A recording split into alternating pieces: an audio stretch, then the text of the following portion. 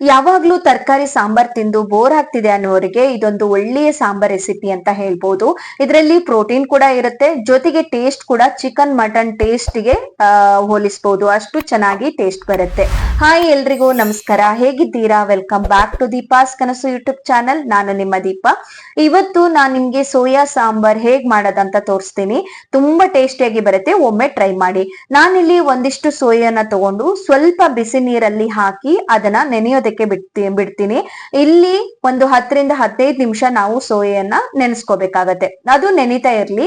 ಅಷ್ಟರಲ್ಲಿ ನಾವೊಂದು ಬಾಣ್ಲೆ ತಗೊಳ್ಳೋಣ. ಈ ಬಾಣ್ಲೆಗೆ ಸ್ವಲ್ಪ ಒಂದು 2 ಟೀ ಸ್ಪೂನ್ ಅಷ್ಟು ತೆಂಗಿನ ಎಣ್ಣೆಯನ್ನ ಹಾಕೊಳ್ಳಿ. ತೆಂಗಿನ ಎಣ್ಣೆ ಕಾದ ಮೇಲೆ ಒಂದು 10 ಬ್ಯಾಡಿಗೆ ಮೆಣಸನ್ನ ತಗೊಂಡು ಸ್ವಲ್ಪ ಹುರ್ಕೊಳ್ಳಿ. ಅದು ಸ್ವಲ್ಪ ಫ್ರೈ ಆಗ್ತಾ ಇದ್ದ ಹಾಗೆ 1 ಟೀ ಸ್ಪೂನ್ ಅಷ್ಟು ಉದ್ದಿನ ಬೇಳೆ, 2 ಟೀ ಸ್ಪೂನ್ ಅಷ್ಟು ಧನಿಯಾ ಕಾಳು, ಹಾಗೆ ಅರ್ಧ ಟೀ ಸ್ಪೂನ್ ಅಷ್ಟು ಜೀರಿಗೆ, 1 ಟೀ ಸ್ಪೂನ್ ಅಷ್ಟು ಕಾಳು ಮೆಣಸನ್ನ ಹಾಕಿ ಸ್ವಲ್ಪ ಫ್ರೈ ಮಾಡಿ. ಇದು ಸ್ವಲ್ಪ ಬ್ರೌನ್ ಕಲರ್ಗೆ ಟರ್ನ್ ಆಗ್ತಾ ಇದ್ದ ಹಾಗೆ ನೀವು ಇಲ್ಲಿ ಒಂದು ಸಣ್ಣದ ಚಕ್ಕೆಯನ್ನ ತಗೋಬೇಕು. ಇಷ್ಟುದ ಚಕ್ಕೆಯನ್ನ ತಗೊಳ್ಳಿ. ಹಾಗೆ ಒಂದೇ ಒಂದು ಏಲಕ್ಕಿ, ಅಂದ್ರೆ ಏಲಕ್ಕಿನ ಒಳಗಡೆ ಇರುವಂತಹ ಒಂದು ಕಾಳನ್ನ ತಗೊಳ್ಳಿ, ಸಾಕು, ಜಾಸ್ತಿ ಬೇಡ. ಶುಂಠಿ, ಹಾಗೆ ಒಂದ್ ಸ್ವಲ್ಪ ಸಣ್ಣದಾಗಿ ಶುಂಠಿಯನ್ನ ಹಚ್ಕೊಳ್ಳಿ. ಹಾಗೆ ಇಲ್ಲಿ ಒಂದು 10-15 ಬೆಳ್ಳುಳ್ಳಿ ಹೆಸಲನ್ನ ಹಾಕೊಂಡಿದೀನಿ. ಬೆಳ್ಳುಳ್ಳಿ ಮತ್ತೆ ಒಂದು 2 ಈರುಳ್ಳಿಯನ್ನ ಸಣ್ಣದಾಗಿ ಕಟ್ ಮಾಡಿ ಹಾಕೊಂಡೆ. ಹಾಗೆ 3 ಟೊಮೊಟೊ, ಮೀಡಿಯಂ ಗಾತ್ರದ ಟೊಮೊಟೊನ ಚಿಕ್ಕದಾಗಿ ಕಟ್ ಮಾಡ್ಕೊಂಡು ಇದ್ರ ಜೊತೆಗೆ ಫ್ರೈ ಮಾಡ್ಕೊಳ್ಳಿ.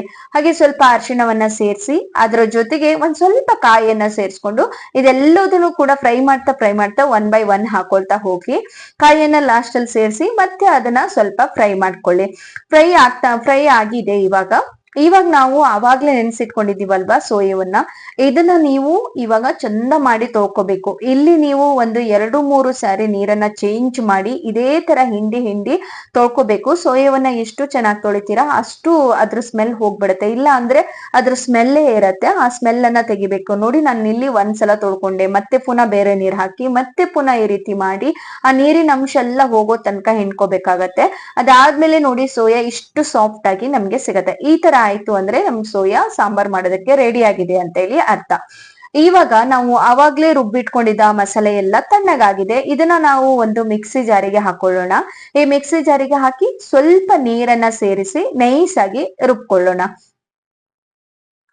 ಇವಾಗ ರುಬ್ಕೊಂಡಾಗಿದೆ. ಇದಾದ್ಮೇಲೆ ನಾನು ಹುರಿದಂತಹ ಬಾಣ್ಲೆಯಲ್ಲೇನೆ ಒಂದ್ ಸ್ವಲ್ಪ ತುಪ್ಪವನ್ನ ಹಾಕಿ, ತುಪ್ಪ ಮೆಲ್ಟ್ ಆಗ್ತಾ ಇದ್ದ ಹಾಗೆ ಈ ಸೋಯಾ ರೆಡಿ ಇದೆ ಅಲ್ವಾ, ಅದನ್ನ ಸ್ವಲ್ಪ 1 ಟೀ ಸ್ಪೂನ್ ಅಷ್ಟು ಉಪ್ಪು ಮತ್ತೆ ಒಂದು ಸ್ವಲ್ಪ ಅರಿಶಿಣವನ್ನ ಹಾಕಿ ಆ ತುಪ್ಪದ ಜೊತೆಗೆ ನಾವ್ ಇದನ್ನ ಫ್ರೈ ಮಾಡ್ಕೋಬೇಕು. ಈ ತರ ಫ್ರೈ ಮಾಡೋದ್ರಿಂದ ಸೋಯಾದಲ್ಲಿ ಉಪ್ಪೆಲ್ಲ ಹೀರ್ಕೊಂಡು ತುಂಬಾ ಚೆನ್ನಾಗಿ ಟೇಸ್ಟ್ ಇರುತ್ತೆ. ಇಲ್ಲ ಅಂದ್ರೆ ನಮ್ಗೆ ಡೈರೆಕ್ಟ್ ಆಗಿ ಸಾಂಬಾರಿಗೆ ಹಾಕಿದ್ರೆ ಸಪ್ಪೆ ಆಗತ್ತೆ. ಹಾಗಾಗಿ ಈ ತರ ಮಾಡ್ಕೊಂಡ್ರೆ ಚೆನ್ನಾಗಿರುತ್ತೆ. ಇವಾಗ ಸಾಂಬಾರ್ ಮಾಡೋಣ.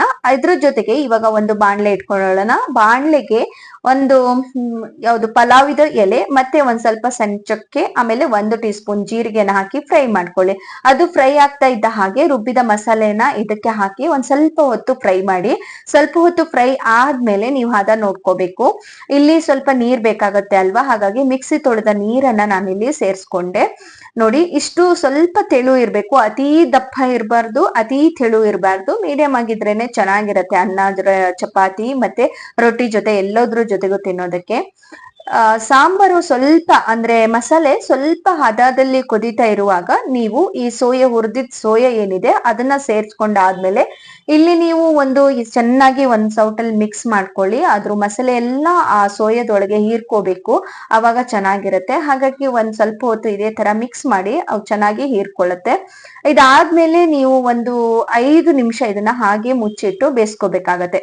ಇದನ್ನ ಮುಚ್ಚಿಬಿಡಿ, ಅದು ಅದ್ರಷ್ಟಕ್ಕೆ ಬೆಂದ್ಕೊಂಡ್ಬಿಡುತ್ತೆ. ಇವಾಗ ನೋಡಿ, ನಾನು ಮುಚ್ಚಿ ಬೇಯಿಸಿ ಆಗಿದೆ, ಬೆಂದು ರೆಡಿ ಆಗಿದೆ. ನೋಡಿ, ನೋಡೋದಕ್ಕಂತೂ ಸೇಮ್ ಚಿಕನ್ ಪೀಸ್ ತರ ಕಾಣಿಸುತ್ತೆ. ತುಂಬಾ ಒಳ್ಳೇದು, ಹೆಲ್ದಿ ಕೂಡ ತುಂಬಾ ಒಳ್ಳೇದು. ಇವಾಗ ನಮ್ಮ ಸೋಯಾ ರೆಡಿ ಆಯ್ತು. ಸೋಯಾ ಸಾಂಬಾರ್ ಒಮ್ಮೆ ಟ್ರೈ ಮಾಡ್ಬೋದು, ತುಂಬಾ ಚೆನ್ನಾಗಿರುತ್ತೆ. ಒಮ್ಮೆ ಟ್ರೈ ಮಾಡಿದ್ರೆ ನೀವು ಮತ್ತೆ ಈ ಸಾಂಬಾರ್ ಮಾಡ್ತಾ ಇರ್ತೀರಾ, ಅಷ್ಟು ಚೆನ್ನಾಗಿ ಬರುತ್ತೆ. ಚಿಕನ್ ಸಾಂಬಾರ್ ತರನೇ ಟೇಸ್ಟ್ ಇರುತ್ತೆ. ಒಮ್ಮೆ ಟ್ರೈ ಮಾಡಿ. ಈ ಮಸಾಲೆ ಟೇಸ್ಟ್ ನಿಮ್ಗೆ ಹೇಗ್ ಬಂತಂತ ನನ್ಗೆ ಖಂಡಿತ ಕಮೆಂಟ್ ಮಾಡೋದನ್ನ ಮರಿಬೇಡಿ. ಓಕೆ, ಹಾಗೆ ನನ್ನ ಈ ವಿಡಿಯೋ ಎಲ್ಲ ನಿಮ್ಗೆ ಇಷ್ಟ ಆಗ್ತಾ ಇದ್ರೆ ಪ್ಲೀಸ್ ವಿಡಿಯೋಗೊಂದು ಲೈಕ್ ಮಾಡಿ. ಹಾಗೆ ನಿಮ್ಮ ನಿಮ್ಮ ಅನಿಸಿಕೆಯನ್ನ ನನಗೆ ಕಮೆಂಟ್ ಮೂಲಕನೂ ತಿಳಿಸಿ ಅಂತ ಹೇಳ್ತೀನಿ. ತುಂಬಾ ಜನ ಚಾನಲ್ ಸಬ್ಸ್ಕ್ರೈಬ್ ಆಗದೆ ನೋಡ್ತಾ ಇದ್ದೀರಾ, ಪ್ಲೀಸ್ ಚಾನಲ್ ಅನ್ನ ಸಬ್ಸ್ಕ್ರೈಬ್ ಮಾಡ್ಕೊಂಡು ಸಪೋರ್ಟ್ ನೀಡಿ ಅಂತ ಹೇಳ್ತೀನಿ. ನನ್ನ ಈ ಚಾನಲ್ ಅಲ್ಲಿ ನಿಮಗೆ ಯಾವ ತರದ ವಿಡಿಯೋ ಇಷ್ಟ ಆಗತ್ತೆ, ಕುಕಿಂಗ್ ಇಷ್ಟ ಆಗತ್ತಾ ಇಲ್ಲ ಬ್ಯೂಟಿ ಟಿಪ್ಸ್ ಇಷ್ಟ ಆಗತ್ತಾ ಅಂತ ತಿಳಿಸಿ. ಧನ್ಯವಾದಗಳು.